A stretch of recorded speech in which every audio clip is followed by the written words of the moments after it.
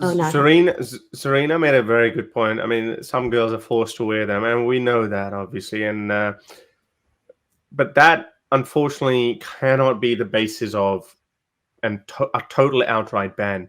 For example, I'll tell you, arranged marriages sometimes can be forced, but a lot of times it's not forced. It's just like another social activity for them. They don't encourage dates, but they do encourage, honey or daughter, if you like someone, you tell us. And the daughter says, yeah, dad, I like that guy. I'm okay with that. And I'm like, okay, look, all right, let's just get married. Um, so it's a cultural practice as well. But we know a lot of times these girls are coerced into marrying people, or men. Sometimes men are also coerced into marrying women that they are not into. But we can't ban arranged marriages. What was the thing? I think it was in England. I think I heard about it, but maybe in Sweden or wherever I heard that they have a. You told me this, or maybe someone else told me. I haven't been able to verify that, but I wouldn't be surprised if it's true that because a lot of British girls go to Pakistan. Pakistani British girls go to Pakistan to get married. They're born and raised in England, and then they go to Pakistan, and then they bring a husband like that guy, or the other Baloch guy that we had. So these girls are trying to do the right thing by their own indoctrination, but they've grown up in London, they've grown up in England or America or wherever, and they can never align with the worldviews of these guys, like this Mr. Miller guy. Imagine a girl born and raised in London has to. By the way, he doesn't look like Christian Bale, so he probably Abdullah. Anyway, so like this is how much we can't relate. I'm really sorry, I forgot his name even because when I was like, let's just not deal with this way of thinking. And then so what happens? So they can't relate to them, but they still go and do the thing. So that is kind of coercion, not probably force, because a lot of girls can say, sorry, dad, I don't want to, because I know some in my own community in Australia where the girls said that, sorry, we're not going to bring a Bendu from Pakistan. So they said, okay, fair enough, if you want to, but you have to marry a Muslim guy, even if he's black. I remember this guy's words. He said it, but he has to be Muslim. So I think she ended up with this. I don't know what country. Don't say Muslim. No. Well, yeah, she did, but I think they're both kind of like. Just chilled ones. Okay. Yeah, chill. But he's African Muslim, but born and raised in Australia, so that's fine. So they they can relate with each other. They've got a lot in common then. Yeah. But that problem became such a big problem, and I think we covered that story last year, where this Pakistani girl went to Pakistan. A British Pakistani girl went to Pakistan. She stayed back for a couple of months, and then she met this guy, and he murdered her, unfortunately. And then it made the news. So because it's happening a lot, or has been happening a lot, that they said apparently that you have to say a safe word when you're at the airport, and then they press the button or something like that. Yeah. So you told me this. I haven't been able to verify that.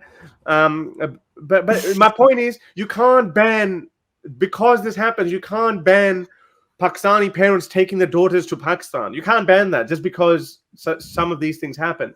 So, sorry, Zarina, respectfully, yes, even if girls are forced to wear burqas, we can't outrightly ban burqas or hijabs.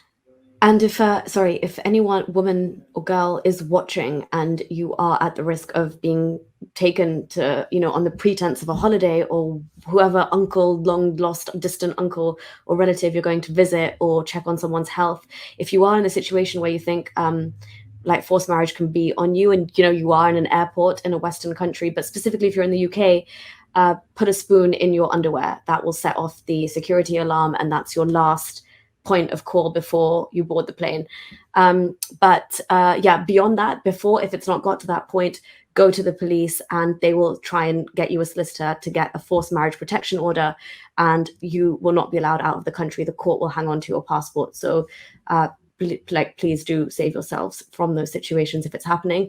And yeah, you're right, Haris, it's a massive problem. Like, I mean, I told you got, like, I mentioned it to, I think, Zarina or was it to Hani?